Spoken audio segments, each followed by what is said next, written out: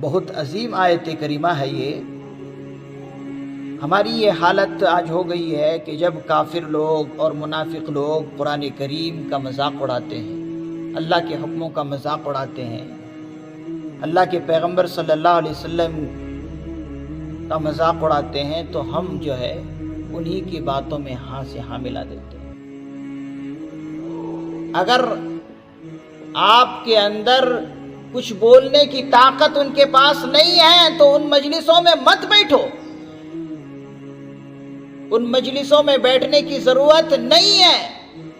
اگر اچھا بیٹھے تھے کافروں ہی کی مجلس میں، جیسے ہی مسلمانوں کی برائی، اللہ کے کتاب کی برائی، اللہ کے پیغمبر صلی اللہ علیہ وسلم کی برائی شروع ہو جائے، وہاں سے اٹھ جانا اس مجلس سے لازم اور ضروری ہے۔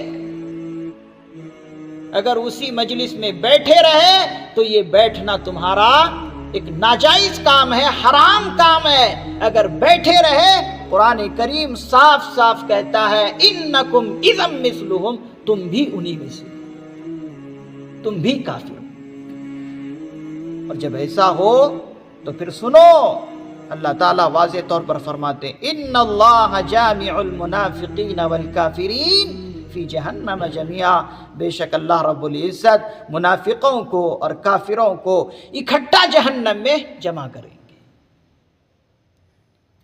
تو پھر تم بھی انہی میں شامل ہو کر دوزخ میں جاؤ گے۔ لہٰذا آج کے معاشرے میں بہت زیادہ یہ خرابی پائی جا رہی ہے۔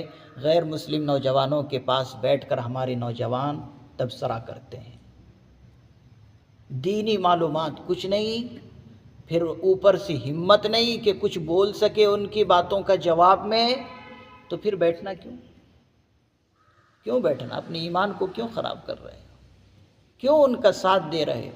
کیوں کافروں میں اور منافقوں میں اکٹھا ہو کر دوزخ میں جانے کی کوشش کرتے ہو؟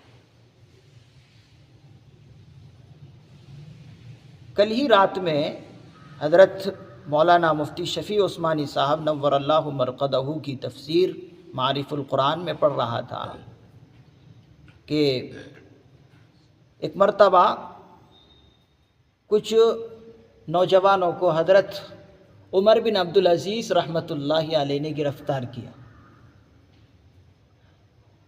ان نوجوانوں میں اکثر جو تھے پیوڑ تھے، پانی مارنے والے تھے، شرابی تھے، ان کو گرفتار کیا، اور گرفتاری کرنے کے بعد اس میں ایک نوجوان بھی ملا، اور وہ نوجوان کو بھی گرفتار کیا گیا۔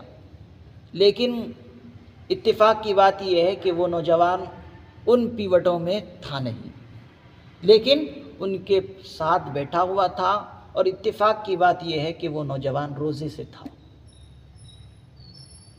ان کی مجلس میں بیٹھا، ان کے دسترخوان پر بیٹھا ہوا ہے، لیکن ہے روزے میں۔ اس کو بھی حضرت عمر بن عبدالعزیز رحمۃ اللہ علیہ نے گرفتار کیا، اور گرفتار کرنے کے بعد ان کو بھی سزا دی۔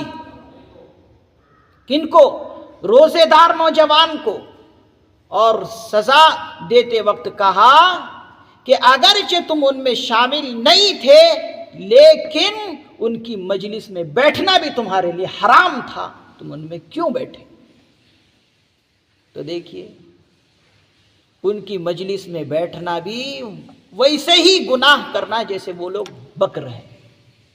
لہذا نوجوانوں کو اور ہم جیسوں کو کبھی بھی ایسے مجلسوں